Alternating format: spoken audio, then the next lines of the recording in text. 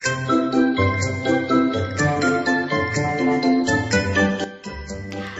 Assalamualaikum warahmatullahi wabarakatuh. Welcome back to channel Ekonomi Syariah Unmu Jember. Baik, untuk materi hari ini kita akan menjelaskan tentang sejarah dan perkembangan zakat. Sebelum kita masuk ke materinya, saya akan memperkenalkan tim kita hari ini. Yang pertama ada saya sendiri, Nafada Laila Jannah, NIM 21109211020. Yang kedua ada Aldi Atfa Soleh, NIM 21109211023. Yang terakhir ada Muftil Umam Ilham Zamzami, NIM 21109211025. Baik, tanpa menunggu lama-lama lagi, kita akan lanjut ke materinya. Cikidak. Zakat pada masa Nabi. Peradaban Islam adalah cermin kultural dari kalangan elit yang dibangun dengan kekuatan ekonomi dan perubahan sosial.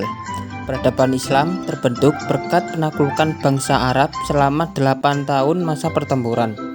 Nabi Muhammad SAW berusaha meraih kekuasaan atas suku-suku dalam rangka menundukkan Mekah. Sejumlah utusan dan duta dikirim ke seluruh penjuru Arabia.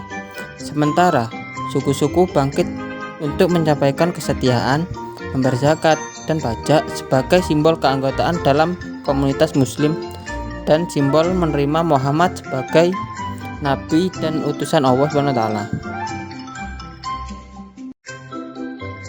Zakat pada masa Nabi.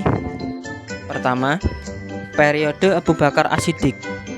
Pengelolaan zakat pada masa Abu Bakar As-Siddiq sedikit mengalami kendala.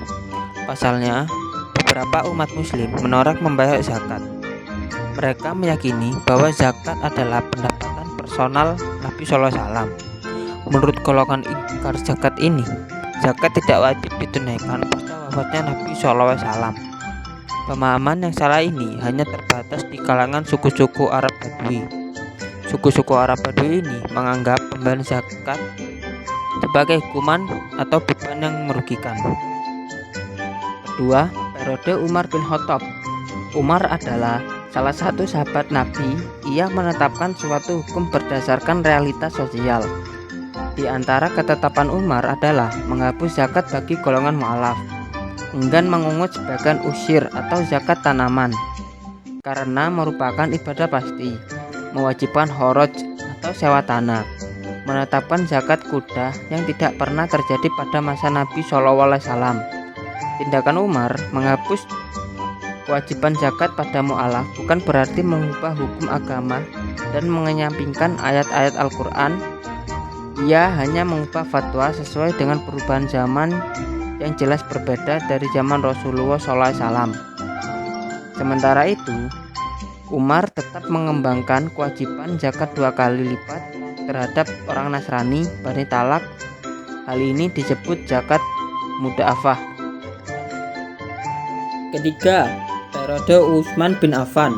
Pengelolaan zakat pada masa Utsman dibagi menjadi 2 macam. Yang pertama, zakat al-amwal az-zahirah atau harta benda yang nampak seperti binatang ternak dan hasil bumi. Yang kedua, zakat al-amwal al-batiniyah atau harta benda yang tidak nampak atau tersembunyi seperti uang dan barang perniagaan. Keempat, periode Ali bin Abi Thalib. Situasi politik pada masa kepemimpinan Ali bin Abi Thalib berjalan tidak stabil, penuh peperangan dan pertumpahan darah. Akan tetapi, Ali bin Abi Thalib tetap mencurahkan perhatiannya yang sangat serius dalam mengelola zakat. Ia melihat bahwa zakat merupakan urat nadi bagi kehidupan, bagi pemerintah dan agama. Ketika Ali bin Abi Thalib bertemu dengan orang-orang fakir miskin dan para pengemis yang beragama non-muslim atau Nasrani, ia menyatakan biaya hidup mereka harus ditanggung oleh Baitul Mal. Ali bin Abi Thalib juga ikut terjun langsung dalam mendistribusikan zakat kepada para mustahid atau 8 golongan yang berhak menerima zakat. Harta kekayaan yang wajib zakat pada masa Khalifah Ali bin Abi Thalib sangat beragam. Jenis-jenis barang yang wajib zakat pada waktu itu berupa dinar, dirham, emas, dan jenis kekayaan apapun tetap dikenai kewajiban zakat. Zakat pada masa tabi'in. Pengelolaan zakat pada masa tabi'in terekam dalam catatan sejarah Daulah Bani Umayyah. yang berlangsung selama hampir 90 tahun, yakni 41 hingga 127 Hijriah. Khalifah Umar ibnu Abdul Aziz adalah tokoh terkemuka yang patut dikenang sejarah, khususnya dalam hal pengelolaan zakat. Di tangannya, pengelolaan zakat mengalami reformasi yang sangat memukau. Semua jenis harta kekayaan wajib dikenai zakat. Pada masanya, sistem dan manajemen zakat ditangani dengan amat profesional. Jenis harta dan kekayaan yang wajib dikenai zakat semakin beragam. Umar ibnu Abdul Aziz adalah orang pertama yang mewajibkan zakat dari harta kekayaan yang diperoleh dari penghasilan usaha atau hasil jasa, termasuk gaji, honorarium, penghasilan berbagai profesi, dan berbagai mal mustafat lainnya. Sehingga pada masa kepemimpinannya, dana zakat melimpah ruah, tersimpan di Baitul Mal. Bahkan, petugas amil zakat kesulitan mencari golongan fakir miskin yang membutuhkan harta zakat. Beberapa faktor utama yang melatar belakangi kesuksesan manajemen dan pengelolaan zakat pada masa Khalifah Umar ibnu Abdul Aziz, yakni yang pertama, adanya kesadaran kolektif dan pemberdayaan Baitul Mal dengan optimal. Kedua, komitmen tinggi seorang pemimpin dan didukung oleh kesadaran umat secara umum dan menciptakan kesejahteraan, solidaritas, dan pemberdayaan umat. Yang ketiga, kesadaran di kalangan muzaki yang relatif mapan secara ekonomis dan memiliki loyalitas tinggi demi kepentingan umat. Dan yang keempat, adanya kepercayaan terhadap birokrasi atau pengelola zakat yang bertugas mengumpulkan dan mendistribusikan zakat. Baik, untuk materi selanjutnya yaitu pengelolaan zakat di Indonesia. Pada tahun 1999, Undang-Undang Nomor 38 Tahun 1999 tentang pengelolaan zakat dikeluarkan oleh pemerintah.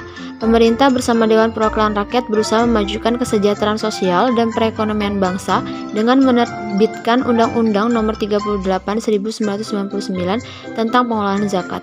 Untuk mengetahui perjalanan historis manajemen zakat di Indonesia, kita dapat melihatnya dari beberapa tahapan periodisasinya. Berikut ini gambaran tentang tahapan-tahapan sejarah pengelolaan zakat di Indonesia. Baik, yang pertama yaitu masa kerajaan Islam. Pengelolaan zakat pada masa kerajaan-kerajaan Islam kemungkinannya memiliki spirit modern yang kuat. Zakat dimaknai sebagai sebuah semangat atau spirit yang memanifestasi dalam bentuk pembayaran pajak atas negara. Seorang cendekiawan Muslim kontemporer Indonesia, Masdar F. Masudi, mengatakan zakat pada mulanya adalah upeti sebagaimana umumnya berlaku dalam praktik ketatanegaraan zaman dulu. Hanya saja upeti yang secara nyata telah membuat rakyat miskin semakin tenggelam dalam kemiskinannya. Dengan spirit zakat, lembaga upeti itu justru harus menjadi sarana yang efektif bagi pemerataan dan penyejahteraan kaum muslim. Dengan kata lain, lembaga upeti yang semula menjadi sumber kezaliman dengan spirit zakat harus ditransformasikan menjadi wahana penciptaan keadilan. Yang kedua yaitu masa kolonialisme. Ketika bangsa Indonesia sedang berjuang melawan penjajahan barat dahulu, zakat berperan sebagai sumber dana bagi perjuangan kemerdekaan tersebut. Setelah mengetahui fungsi dan kegunaan zakat yang semacam itu, pemerintah Hindia Belanda melemahkan sumber keuangan dan dana perjuangan rakyat dengan cara melarang semua pegawai pemerintah dan pribumi mengeluarkan zakat harta mereka. Baik, mungkin sekian saja presentasi dari kelompok kami. Jika ada salah-salah kata mohon dimaafkan. Jangan lupa subscribe, comment, and like. Thank you. Bye-bye.